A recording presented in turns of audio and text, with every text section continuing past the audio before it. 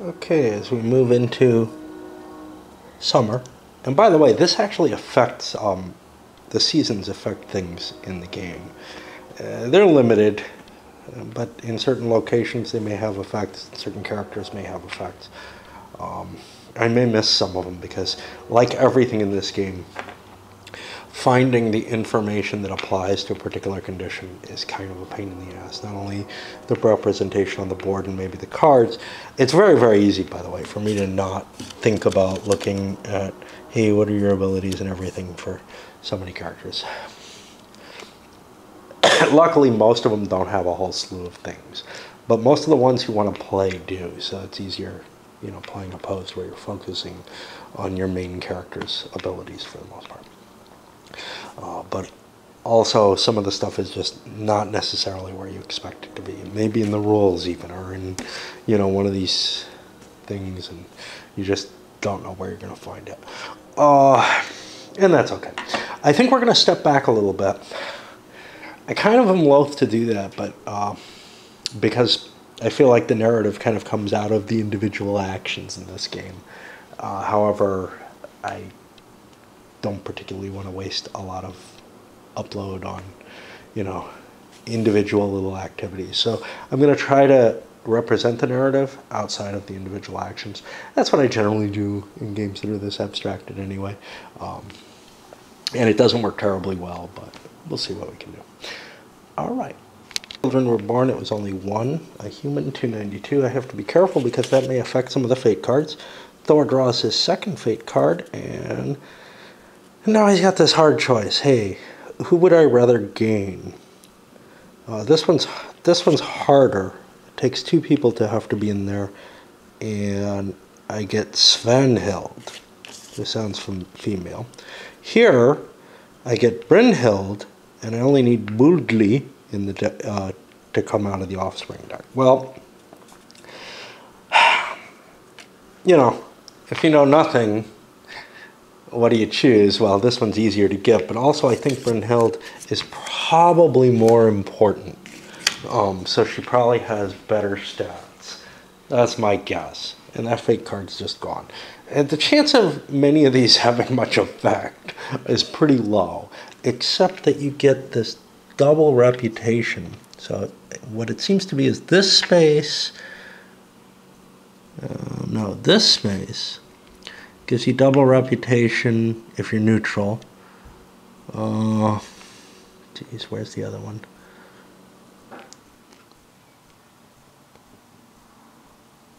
If you own Rand, this one gives you double. If you are here and you're controlled by a giant, which is not all the evil characters, I guess, but most of them, you get double for humans.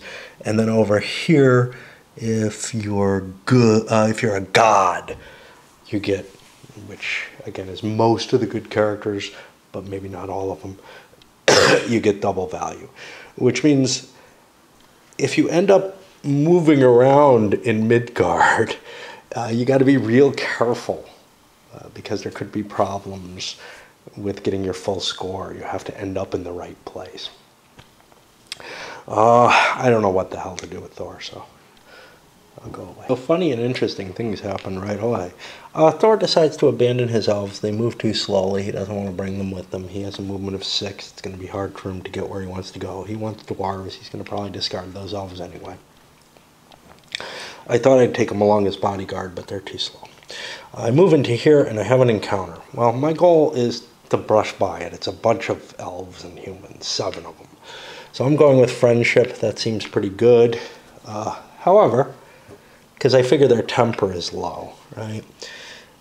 However, they're going to try to con him out of one of his magic items. Okay, so let's see. This isn't a very fast thing, but I have a good reaction. So I have a 7, and he didn't do anything special for his reaction. However, he has a 14, which is pretty damn good. I'm pretty sure these aren't relatives or friends of Thor. I don't think he's friends with any elves. So it's going to be his charisma versus their temper. Well, his charisma is only a 6. It's one of his weak spots. Temper is 4, so it was probably a bad choice. A 2 or less I get to just brush by. I do not. So now we go to the con. And this, if it works, ends the player turn and loses him an item. That's charisma versus intelligence. 8 charisma versus his 4 intelligence. So they have a 4. They also fail. Now we go to the second round, and neither player can choose the same thing that they just chose. Evade's the only one you're allowed to double up on.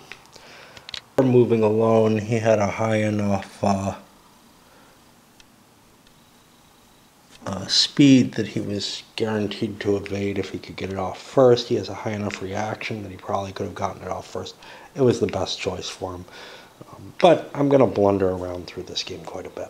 Well, he only spent 1 of his movement points. I've got 2 more to move into here, and I'm going to do the cautious movement.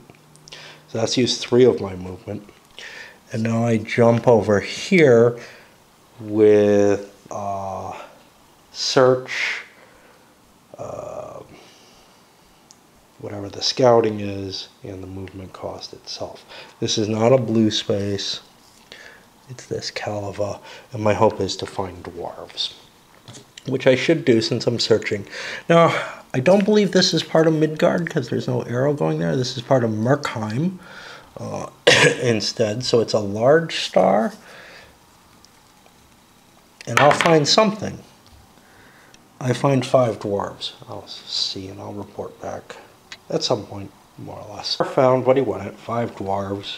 He managed to get his follower action off first. He has a higher reputation. He got King Dane and Keeley, both Tolkien stuffs, and this Vestry guy, who are all going to become his followers. Well, this causes a problem. We'll talk about a number of problems here. One problem is all those elves have to go away. I can't control them. I don't have enough wisdom to control 6 neutral characters. Oh, wait a minute, these elves look evil. Shit. I think I could have still taken them, but wow. I think they're evil. Elves are evil? Wow, I didn't realize that. Okay, interesting. Might have wanted to kill them for reputation. Although gaining reputation at this point in the game seems kind of silly. You want to build yourself up so you survive Ragnarok, right? And the kills that you get in so that you're powerful in Ragnarok and you kill things and you get points there. If you kill things here, that's great, but, you know, the kills you get in Ragnarok, you have to survive Ragnarok to win the game. Now, if you get kills with somebody who's not going to Ragnarok, like a giantess or something, that's cool too. Because you'll be guaranteed to score them as long as your side wins Ragnarok, which has to mean... So there's reasons not to take someone who goes to Ragnarok right off the bat. Anyway, Thor's other problem, though, is, hey, I've got all these dwarves, but I need items now, and it's hard to move with these dwarves. I probably should have looked for items first, because I can't forge things without destroying things, and I have all this forging capability, but I don't have, you know, animals and stuff that I need. So I made kind of a mistake there, no question. But the animals aren't far away down here. So I'll go try to collect up, subdue some animals, and forge them into something. Problem with that, I only have 3 wisdom. So animals aren't the answer. It's got to be magic items for the most part. As I get rid of dwarves, as they try to forge things, then I can worry, and I'll probably want to have a maximal forge value, which is like,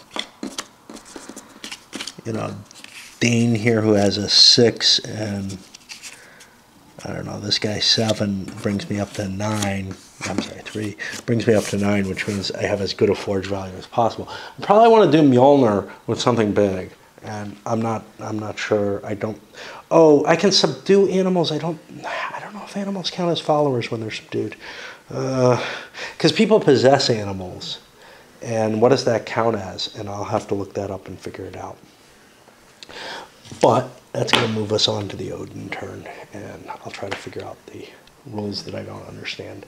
And again, you know, actually playing it and figuring out the rules and actually doing it on video is helping me here in a way that, like, I probably would have just put this aside and said, yeah, I'll try this again later, you know, when I'm older and I understand things better. I used to think that way. Now I understand that I'm on the declining end of that, and, you know, things make less sense. Thor should have done to start the game was bulk up on some items here. Odin just did that. He went there, had an encounter first, and got himself hot in a whole bunch, like 5 Acer total, with a magic item. And then he also picked up a bronze item there that you just get by hanging out there. And you get to pick which one you want. So, well, he took his helm. Helms are kind of cool. They work against any attacks. On a die roll of 2, they're successful in preventing the damage. That's not terribly useful, you would say, but at least it'll work against anything. Mail only works against swords. Shields works against anything, but it comes with penalties, and it only works on an odd roll or something like that. It's like a 50-50 chance, but it comes with penalties in using it. I felt like, you know, hey, since he has a helm, he might as well take it. And yeah, he got the successful reputation bonus. And now his reputation keeps going up as he picks up items. Of course, he's got a limit to which items he can carry, but those are animals. You know, right now he's within that limitation. Frey keeps getting kind of unlucky. First time and I cheated, he drew this bow Skadi. It's WS, he can't carry it, and his sword. He wants his sword, so I'm going to discard that. I realize I erred. But this time he got another WS. The Staff Skinner. This is interesting. It adds a +2 to a die roll when causing stamina loss. Okay. You know. That's kind of important because it increases, you know, how many multiples of the strength I'm doing. But any creature it hits turns into a follower after the encounter is over, if the creature can become a follower. That's not just animals, that's any card, creatures or anything. Unfortunately, Frey's sword, or whatever, you know, Frey's sword is pretty awesome, and I really wish I had people that I could distribute these to, so that I wouldn't have to carry them all. His sword adds 3 to the die roll when causing stamina loss, which is a little better. And on the second round of battle, if the until the encounter is over, he can use his second form of combat as well. Now, how good are his abilities? He's got this control winds and control clouds, which are both kind of nice. Honestly, I think I like the staff better, but I hate dropping this. It's going to go into the forged item deck, which means other people can reforge Frey's sword. Well, let's check the reputation. No, this is only a 1 reputation item. I got to keep the 4 reputation bonus. So yeah, both the items that I found I got to discard because I can't carry them with my sword. And it doesn't matter whether they're revealed or not. That's what I was checking. I thought as long as I kept it hidden, you know, maybe it's on my pack horse or something. Nah. An interesting situation where Hunger encountered a group led by Utgard Logi. Utgard Logi is pretty tough. He's certainly one of the people who could be an effective starting player. Both Thor controls Utgard Logi. Both players chose challenge. Now, I believe his reaction works out better because he has the bonuses. I could have actually gotten quicker by doing just an attack with Utgard Logi holding the bow. I didn't want to do that. Okay, so what happens is his challenge happens first. Well, this is automatically successful, but the challenge can be rejected. And I'm going to reject that challenge because it doesn't really hurt Utgard. It doesn't really hurt Thor to have Utgard Logi's reputation go down. He's going to lose 5 characters. they just leave. So even though he was going to challenge, he's refusing the challenge. And now Utgard Logi has nothing to lose by accepting the challenge. Okay, great. So now poor Hrungnir is forced to either lose reputation of his own. We've got a -5 rep on Utgard Logi, which I should record somewhere. I don't know quite where to put that, because nobody owns him.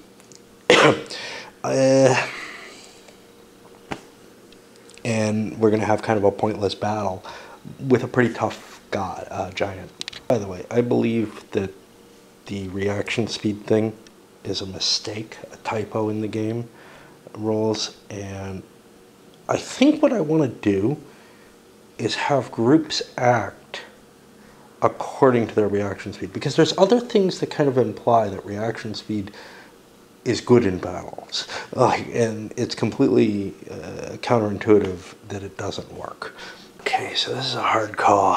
Utgard Logi, first of all, he chose not to use his phantasmal shape change, which could have been into the Midgard Serpent, which is incredibly powerful, but that would result only in some dual damage, which wouldn't really do much here, except I guess I could take the items, which would be cool, but that's not what happened. Instead, and I don't think Utgard Logi keeps them. I think they go into the decks to be dealt with.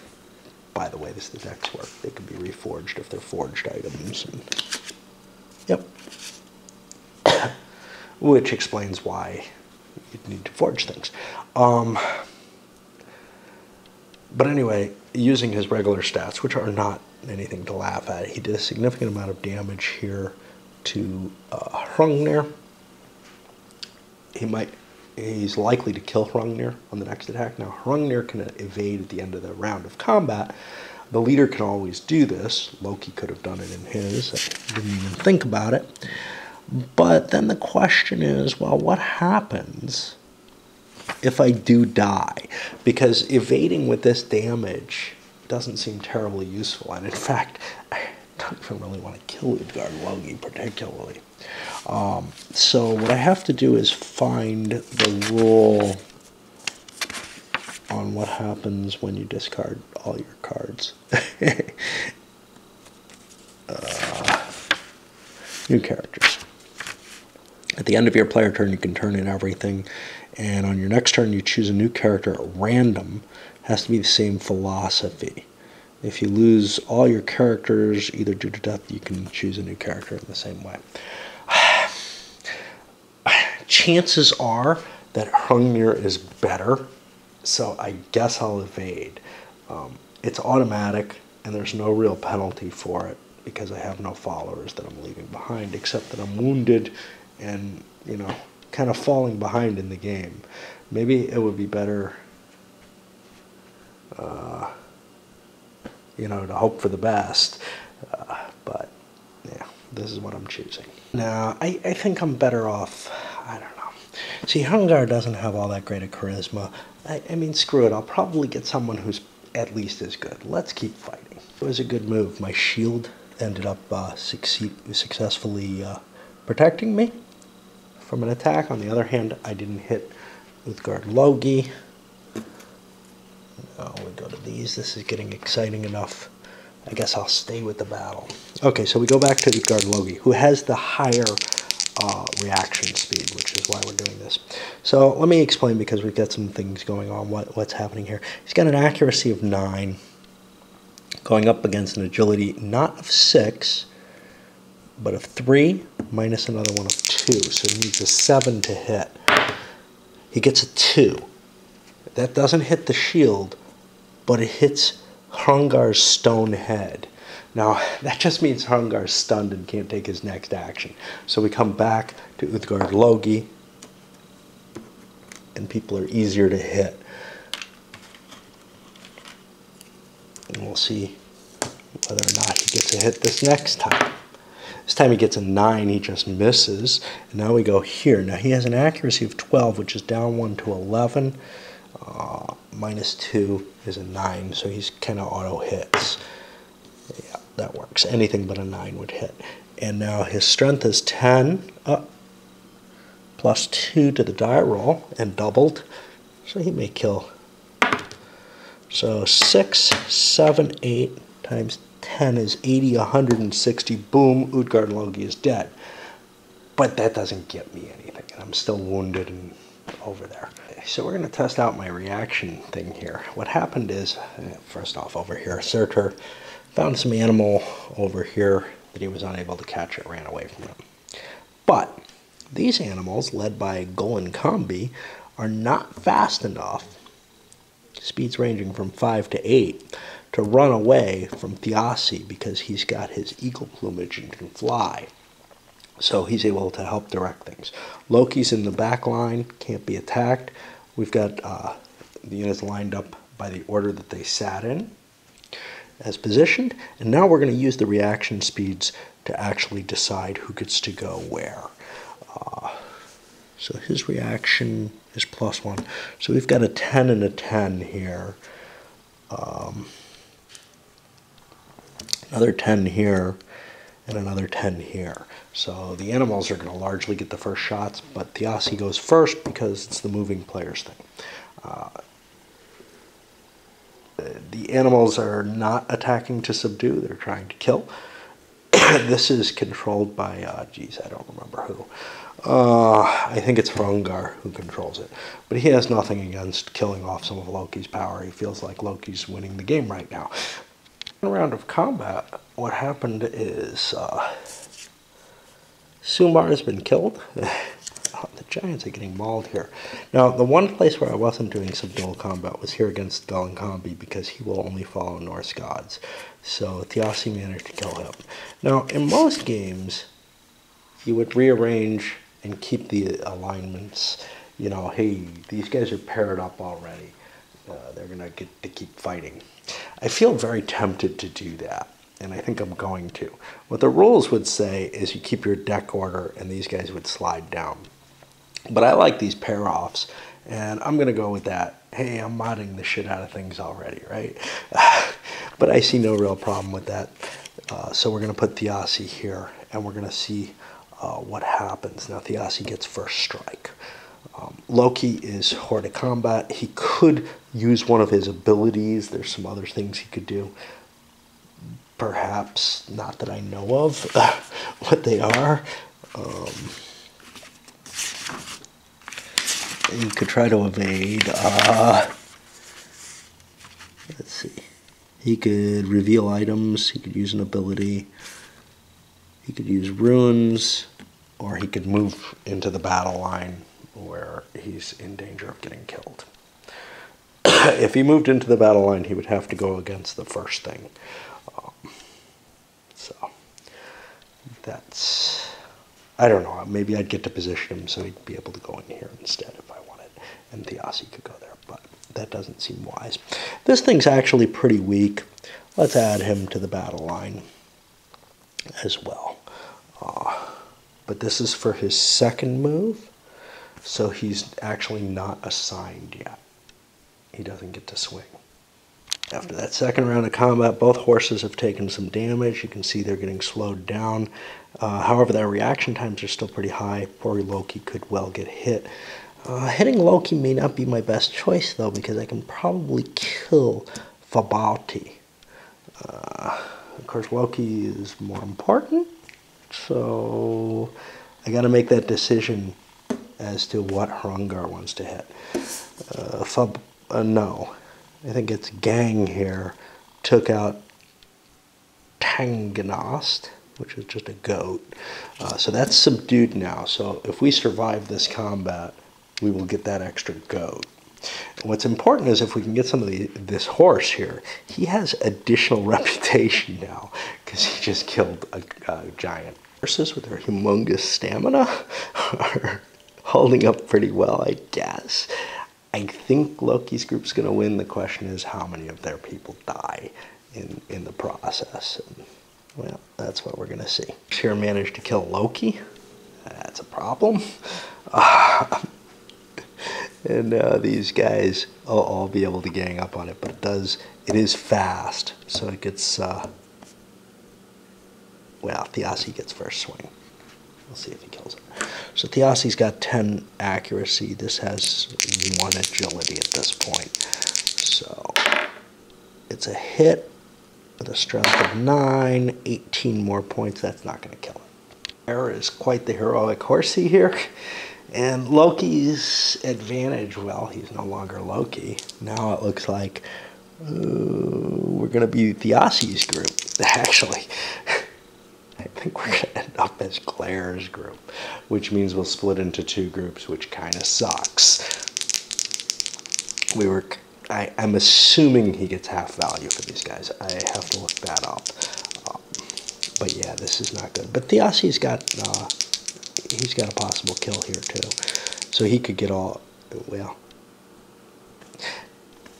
he can't kill it because he's not going to be able to do 106 points of stamina loss, but he could murder it afterwards for the additional reputation, I guess. I don't know.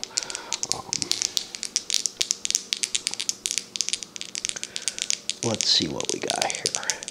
10 accuracy, no agility, it's a hit. Yeah, it's going to finish it off. 7 times 9, 60 something. So now I got to decide what I want to do. Whether, you know, it's going to depend on what the reputations are. Because if I can't lead that horse, I may just want to kill it. But it's quite potent. However, it's not a very good character on its own. And leading a group of animals, yeah, they could wreak some real havoc on other people. There's no limitation to their movement like there is on humans, so they could, you know, be dangerous to other groups. But it seems like it's better to grab the reputation for my giants if I can. So we'll see if we murder it. It's really kind of resolved. Only random groups do not generate reputation for themselves. So these giants that were killed by these, that doesn't add to their notoriety. So I'm probably going to want to keep these because they're kick-ass fighters. We'll see. What's my wisdom? Yeah, I can hold the 3 animals I captured. I'll put both the horses in the front line up here, and that moves us into the autumn. Now, winter has special rules, which is blue named places, except those that never freeze are treated as if they were yellow named places. Yellow are particularly bad for boats to travel in. They're like, for whatever reason, I don't know. I don't know why boats have an easier time in. Are there non-blue and yellow named places? That's an interesting question. I see all these black things, but I don't think those are any of the named places. So yeah, I think the places are either blue or yellow, and boats can't really travel. They can move one. They have 1 speed if you have a revealed boat, but you can have an unrevealed boat, which means it doesn't affect you. So it's kind of in your pocket or something, which is all very strange because you're not able to carry, you know, like an extra sword or something. It pisses me off. I think I would mod that away because I think you should be able to collect up magic items and just not have them, you know, readied at the same time, right? But again, some of this is trying to figure out how to make the game work a little better. We got some serious damage here. I took one of the horses. One of the horses is badly wounded, but I'm taking him with me in the front line. Thiassi himself is not going to be in the front line. My goal is probably to get to someplace good. Thiassi has 1 point of reputation for that cock he killed. Great. This was totally not worth it. Loki's group, which is no longer Loki's group, that 6th group up there, has been weakened tremendously. It's still good because it's big compared to at least any of the other giant groups. Odin's got a fair-sized group. I don't know. Thor, what does he have? He has some dwarves that aren't going to work very well for him because now he's got to find animals or objects, and animals won't work, so he's got to start searching for objects, which probably means going back to Asgard. It's a long walk back there, and he's not going to get his stuff together by the end of the game, probably. Plus, bronze objects aren't terribly valuable, but collecting an extra bronze object a turn, you can give them to the dwarves, and they can. Maybe he'll get Mjolnir built. You know, he's pretty kick-ass if he has Mjolnir. All right, that's it for tonight. We'll kick back around. I don't know what to call it. We'll put this over here so I remember. Okay, after 9 new characters, mostly humans, went into the decks, Thor is trying to limp his way back. He's got these stupid dwarves with him now to go pick up a bunch of bronze items and maybe be able to, you know, build his hammer, which is a pretty massive undertaking. And I'm going to have to look up the hammer and see just how much I need. I think I need like 12 rep worth of stuff, and that's hard to come up with. He runs into a pile of humans, I think 8 of them. Well, humans and elves. And he's going to try to challenge them. Now this puts them in an interesting position. They have this. They've chosen attack subdue, hoping to wipe out those dwarves or something. Just weaken Thor's position and slow him down even more. Because there's so many of them, they figured they'd be able to fight. But an individual elf is not going to be able to fight Thor. So I think we're going to back down from the challenge. We'll see what happens here. This, okay, well, 7 are lost, which now makes the attack subdue really pathetic. These all go back to the deck. But it also means that there's nothing for Thor to gain here. Now, he didn't really have anything he wanted to gain. He's got the people he wants. So now the question is, do we have the attack? Well, it's not automatic, so it's going to be his temper minus the charisma, so 7. And he doesn't have Thor doesn't have a lot of charisma. 7 to 6. So he only he has more than I thought. He only has a 20% chance, which he does not make. So it becomes a no encounter.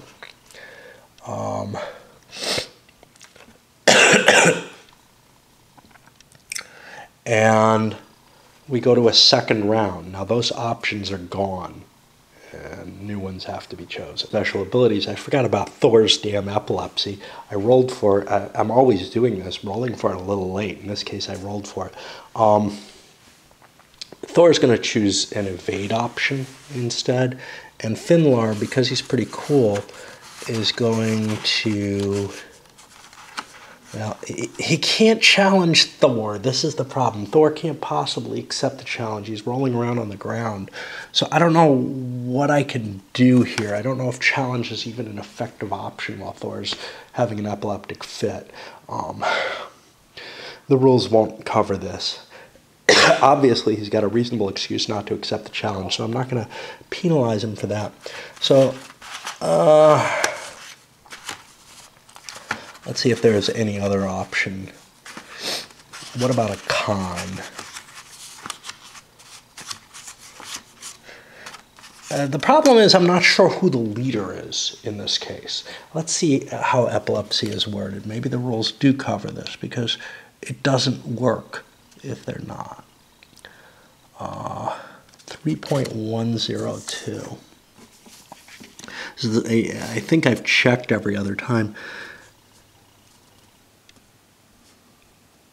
Okay, so his card does nothing for the encounter, and he has certain attributes reduced to 0, speed and agility. I don't know what it means that his card does nothing. I mean, obviously he can't attack, and he can't fight, but it seems like his values would still be in play somehow. So we're going to go with this, speed and agility.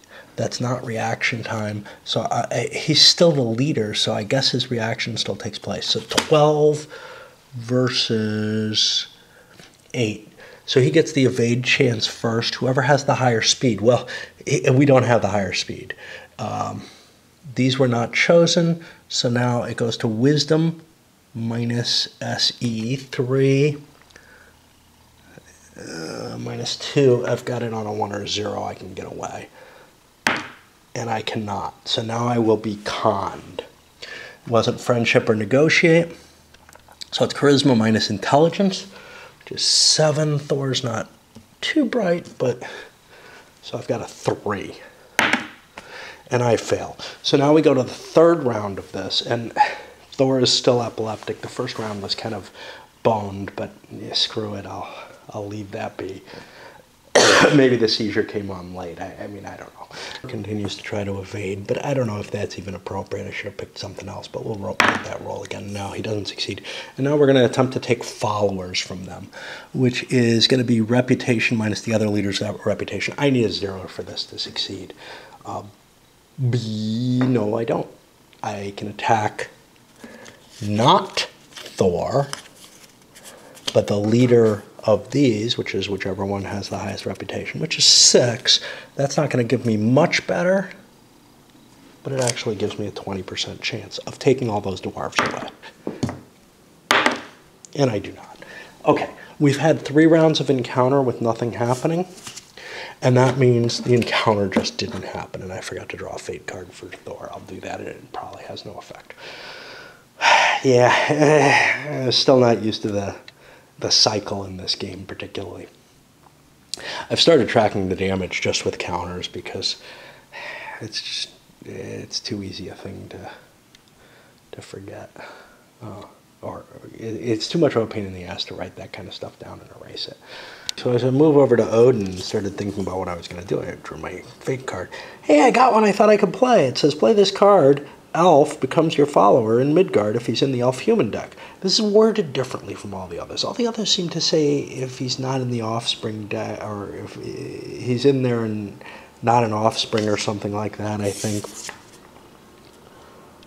Let me see. Yeah, is not in the Offspring deck. But that's a different character, so I don't know. Everything else has said not Offspring deck, but then you gain all kind of other people as followers who probably are also in the Offspring deck, but maybe you dig them out of there, I don't know. But this one is worded so differently that I'm like, oh, he must be someone who starts there. It's Alf, alien life form, right?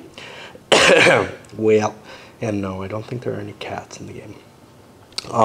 Unfortunately, it doesn't seem to be the case, so now I've got to decide which of my crappy, potentially useful fate cards I have. I'm not sure any human's worth it. This other thing may be. It involves the Nilfgaardian Horde, or no, I've been playing Witcher too much. Nibelungian Horde. He must add 1 to all hit rolls until Ragnarok. Whoever has that revealed. I don't know what that horde is or how you get it, but it's got to be better than some random human, right? I don't know, because the human, if it comes in, ends up being, you know, worth some reputation. This thing, who knows? But so long as I've got nothing I can play, I might as well hold. Kind of doesn't matter which garbage I hold, actually. Got kind of a crappy draw this turn. He's limited in movement. He's got 1 dude with him who's got a 3 movement. Otherwise, he can move at his 4. But that means, hey, I move 1 space, fine. And I can still fill out my deck. I've got a pretty good hand of critters, but that's fine. But I run into this heart. Hey, that's interesting. Even it looks like one. And the evade option doesn't work because I've got my crows, which are faster than him, so they were able to prevent it, but I wasn't able to get my attack off, even with Odin's huge 8 temper, which means basically a 90% chance of being able to attack it. I rolled the big 9, which means we go to another round and I can't try to attack him. I don't know what the hell I can do with a... I think all I can do is evade. He'll be evading, so we won't be doing it, because I'm not allowed to choose the same option. And none of the other options are allowable against an animal. He grabs a bunch of more Vaynor to join him and succeeds with the follower action. Barely in terms of speed, he has enough space for them. And now we continue on to the evil side of the world. Here we have kind of an interesting situation, which is, I think we have the choice between Sigurd. We can't get either one. We don't know, you know, these could show up at random. But if Gudrun shows up, we'd get 3 humans of unknown quality. However, if Hordy shows up,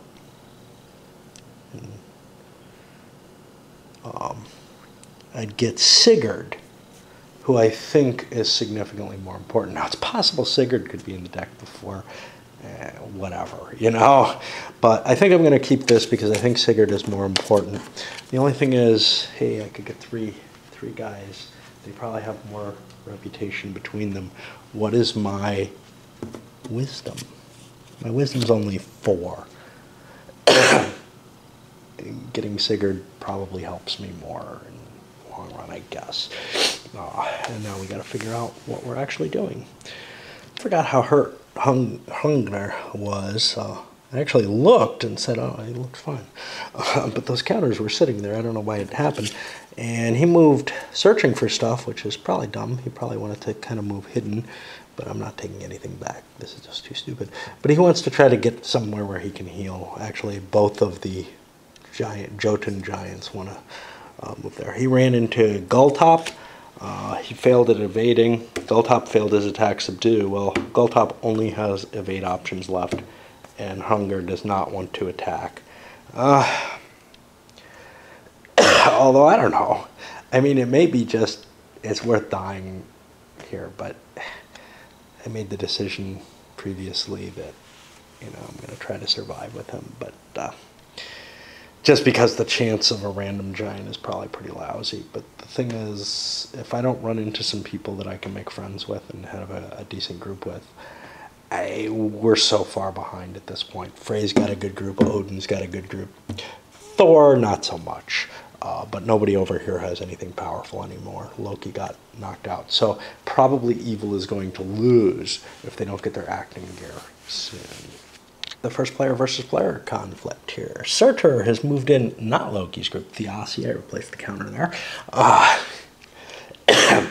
Thiassi is important enough that he has a counter. Well, Surtur is going to challenge him, and he gets the edge there. Now, here's the question. Does Thiassi want to back down? Now, if Thiassi backs down, he's only got +1 reputation as it is. He's going to lose a die worth of reputation, so he kind of has to accept the challenge. He's at a definite disadvantage to Surtur, and we'll handle that fight. First round of combat, they both missed each other, but then Thiassi hit Surtur for 54 points of damage, pretty significant, but then Surtur got smart, stuck in Thiassi, burning him to a crisp. Something like 70 points of damage, plus he gets another d10 of fire damage, which, you know, has other effects. That means Thiassi is going to go to hell, which is no big deal. His reputation's unimportant because it's evil versus evil, right? So killing him doesn't mean much there. And they did do a fight to the death. That was Thiassi's choice. But his plumage is captured, and his group is captured, which is quite impressive. Now, of course, now Surtur's kind of wounded, and he's got the wounded horse, so he probably is the one who wants to go forward to look for a safe space. Thiassi, obviously, well, he's too dead to look for anything. On his turn, he gets to start a new character. And the new leader is Halblindi here, who does not have his own counter, so we've got him with the Jotun leader counter. I think I forgot to do this with the other one, and we'll put the dead back. He's challenging Hrungnir. The challenge goes off. Hrungnir tried to evade, and we'll handle a quick fight there. Halblindi too is dead. Does nothing to Hrungnir. His weapons make him... I mean, here's the thing. This is not a top-ranked character. And that's the problem. At the very least, the last guy that he had was towards the top rank. This is kind of a lower-ranked guy. He's got a reaction of only 7, charisma 5, which is better than Hrungnir, but he doesn't have a lot of combat capability comparatively. So, you know, it was just kind of a... Well, if I get lucky, I get these cool weapons and I'll be better, you know. And if I don't get lucky, well, then maybe I get a better draw next time. Thor finally draws a fate card that can be used. Voglin, Slagfin, and Egil were sons of the Finns. These get pulled out of the offspring deck and become your followers in Midgard. This would be a problem for Thor because his wisdom's not high enough to have more neutral followers. Followers. But humans are immune to all the rules for grouping. So I guess he can have them. Otherwise, nobody would ever have any humans, so it's pretty fair. I may have thrown some humans back that I could have actually held because of this, but we won't worry about it. So Thor met some some elves actually, to no effect here. He regrouped, dropped his dwarves off with his humans, and is going to go off on his way more speedily, gather himself some Aesir, and which he's got room for, and worry about trying to get some magic items and such. Odin, on the other hand, drew this. And you know how most of these cards are like, hey, somebody's got to be out of the offspring deck? Well, this one says play this card. Signy and the top 10 human males are taken from the offspring deck and become your followers. I don't know whether or not that's a precondition. I'm assuming it is. Signy is one of the few people who's in here. Now, I guess this has to happen before she's born to even have an effect. So he's just going to discard this one. We'll try to figure out what he's up to. Managed to grab a couple more Vaynir, Hrungnir. I don't know why I'm doing this, but he's sneaking his way, trying to find his way up to some place where he can heal. I don't think there's anywhere he can heal down below the line. So he's got to go to places, and it's hard to see, but it doesn't look like it.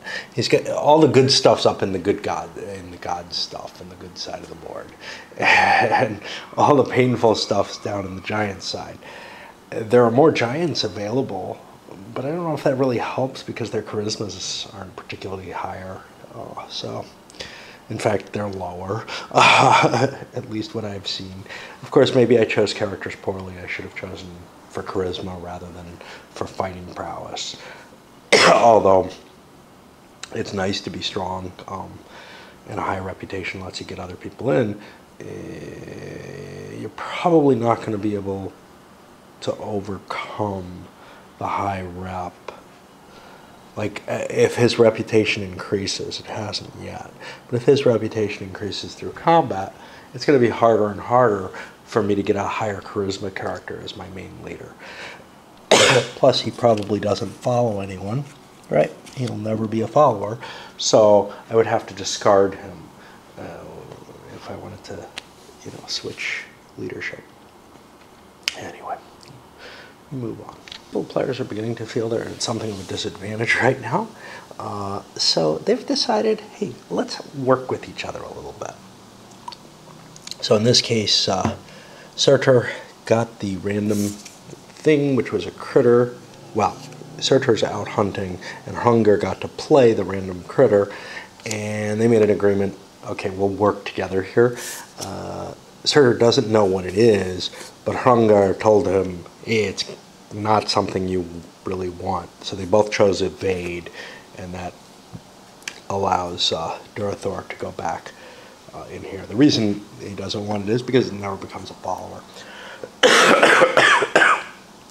Former Loki player gets his new replacement character, which is Eldir. And, well, he gets lucky this time. I think Thor was playing it. Bergelmir tried to attack, didn't work. He's got this with him. And ended up doing a challenge and lost. It was a close fight. The idea was, let's screw this guy up too. He makes his choice. He can discard the character, draw for something better, or whatever. But, just keep paring down the Jotunheim or the various giant player items, people, and weaken them. Well, in this case, he killed this one in a challenge, which means he's going to gain Vingnir. It's not really anything impressive, but it gives him a little bit more fluff to his group at least. Damn fake cards are out of the way, and most of them are pretty unimpressive. So, I mean, all of them are pretty unimpressive. So we get the first prediction card of the game. And this one is, the Wolf Fenrir will break forth at Ragnarok. Play this card just after Ragnarok is drawn. If you are playing evil characters, you gun Fenrir. Well, we certainly don't want this. So I'll just toss that out. Fenrir's not coming. I mean, he still might show up, but, you know. And basically the idea is that's a lousy card. This one might do us some good. And actually I have to check to see if it does. Found a couple of nondescript ace here. Actually, it was a random find. He's up in Asgard area, but he got a random race, but it ended up being ace. But he found the Nibelungian Horde, which we see why. It's 3 reputation for trading in items when you're forging by a dwarf. Well, that sounds really helpful to me. That's a big start on Mjolnir. Now, I think Mjolnir's like 16, but, you know, I'm going to have to figure out how much I need. We got a few turns left, perhaps. We don't know, because Ragnarok could be anywhere in there. There's a card, and maybe it's only one card, but, you know, it always seems to come up very quickly, and with 6 players, it's going to come up more quickly than what I'm used to, which was usually 3 or 4. I said these prediction cards are more powerful, like this one. Hod will sit down with Balder at the end of the world. You play it after Ragnarok, I guess after it's finished. Hod goes and joins Balder's group. Well, I don't really want that to happen. I have Hod. I don't know if I have Balder too, but I sure do not want to lose one of my characters in case somebody else picks it up. And I'm assuming this one doesn't do anything. I shouldn't. Oh. So if anybody reveals the Nibelungian Horde, they'll have problems. That's something interesting to create. And ran into Vidar, and he got him as a follower, and Gna. What's interesting is Frey was controlling it. They tried to seduce. Seduction's cool because it can put more Acer into the deck, which might have been a neat factor. Before I shuffle that, let me just draw Frey's card, because this is interesting. 9 feet shall go Fjorgin's son from the serpent. Play this card just after Ragnarok is drawn. If you're playing a good character, you gain Thor as a follower. Supplies even if he's Helheim, but not if he's controlled by another player. That doesn't sound likely to be good, but if he dies, I would get him. And that's clearly better than getting Fafnir and a couple of humans, I think. This is a hard call. Odd, I'll keep the new card. I do not want to keep that new card. I don't think Thor is going to die before Ragnarok. He may well die during Ragnarok because it gets so bloody. He should, right? It's prophesied. Anyway. A lot of excitement afterwards. Frey ran into a horse and decided to run away from it, basically. And he was lucky enough to do so. Not to run away. What did he do? Yeah, he used up its attack subdue, so it can't attack again. So it was an automatic evade after that. And then, and I don't remember the predictions, but Hrungnir is sneaking to try, and this is where there's always combat. He's sneaking where he's trying to get to the Bifrost Bridge, and then the next thing up is a place where he'll be cured, which he sees as pretty important, but we're pretty damn weak, actually. And then, the other, we got over here to Surtur, who's also going to be sneaking, but he got the Tree of Knowledge shall be burned. Well, I'm not too intelligent, and most of my things aren't too intelligent. I figure I don't really want runes in the game, so I will destroy them all. So we never get to see runes in this. They're just gone.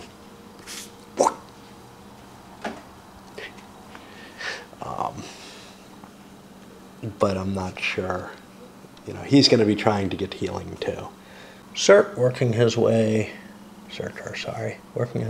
up to where he can be cured. He was closer to the Bifrost Bridge. This is probably the most painful thing. Is often I spend 5 minutes trying to figure out, or longer, where my counter can move to. If it's trying to get somewhere effective. If it's not, I'm just like boinking back and forth between spaces, just trying to, you know, get whatever I'm set up for, right? But anyway, we found one. Hrungnir had control. He decided to try to evade. He doesn't want to give points, but he also didn't want to hurt the Giants' chance by doing a challenge against Surtur, which would have been effective but might have killed him. I could have, of course, done like a subdual challenge and stripped away his followers, but again, I don't particularly want to hurt the Giants as a whole. We kind of agreed not to do that. Granted, Surtur's in the best shape at this point, but, you know, if we're fighting against each other, we're going to have trouble. So we got a hell of a fight here. I'm only allowed to bring 3 of my characters, so the horse is going to take first swing. That's an AC of 8. Gives me a total of 5. That hits. Strength of 8 is 40 of the 63 points that he has. Now we look at the next one. He's probably going to go down. The next one, and remember, I'm doing this the reaction times instead. I'm also doing kind of another mod, which is suggested by the guy who did the mainly the redesign, and I hope his map works better. I may actually print that sucker out if I ever want to play this again. I mean, I'm enjoying myself. It's just it's such a hassle with the map. But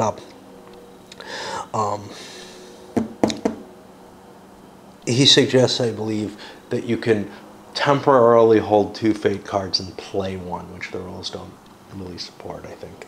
Other games have that kind of thing where your hand is too big, you can use one of them instead of immediately discarding. Alright. So we did this. We have an AC of 10 versus an agility of 4. 6, we hit. Strength of 8, we kill. Okay, that means Gang is going to get 4 reputation added to him.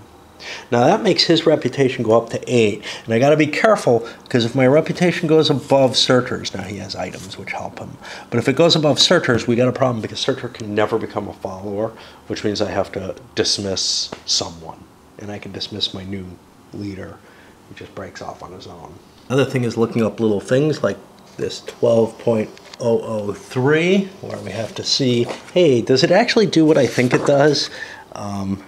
And I think this was the, it looks like they're completely cured as far as I can tell. So I get to get rid of these points, which means I'm going to put Surtur back in the battle line. And there we've got our whole stack. So that's actually the first increase in reputation I think we've got. No, we got like a point here. No, Thiassi had a point, but he's dead. The dead people can be regained. You can go down to Helheim and bring them back, but they've got some reductions, like their agility is 0, and I don't remember what else. If I think it's their reaction, but it might be their speed, which would really suck. Which means you can't drag them out of Helheim unless you've got like a cart to haul them around in or something, I guess. Brings us to the one last. Let's pull his prediction card. Garm against Ty. Play this just after Ragnarok is drawn. If you're playing good characters, you gain Tyr. This applies even if Tyr is in Helheim or removed from play, but not if he's controlled by another player. Well, that's a useless card, basically. I'm not good, so it's not going to happen. I'm not sure what Elder is up to. Looks like he's probably trying to recruit more giants and hopefully get one who's an actual decent leader. And we finish up this round with Elder's group being destroyed by this little group from Edie. All dead. We were trying to subdue them so that we wouldn't deplete the Jotun deck even more. Next time around,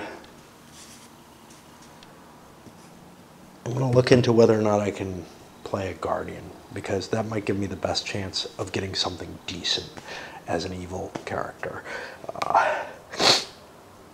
So the giant deck is just, coming up with bunches of crap, but I'm not sure that that's legitimate. Okay, up it goes.